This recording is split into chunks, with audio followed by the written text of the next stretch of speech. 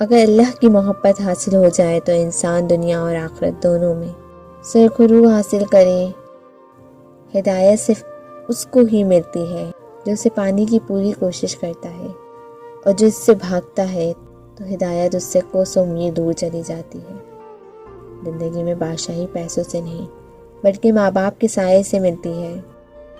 زندگی میں ایسی ٹھوکریں بھی لگتی ہیں جو انسان کو گننے کے بجائے اٹھا دیتی ہیں، کیونکہ اللہ ہمیشہ ساتھ ہوتا ہے۔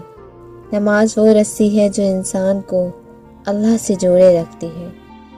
اگر چاروں طرف سے اندھیرا نظر آ رہا ہے تو اپنے آپ پر غور کریں کہ کیا معلوم اجالا آپ نے ہی کرنا ہو۔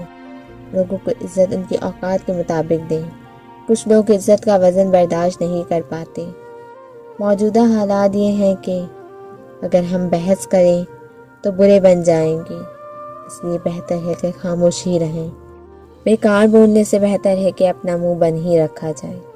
محبت ہر کسی کا مقدر نہیں ہوتی، اسے اپنا مقدر بنانے کے لیے بدلے میں محبت دینی پڑتی ہے۔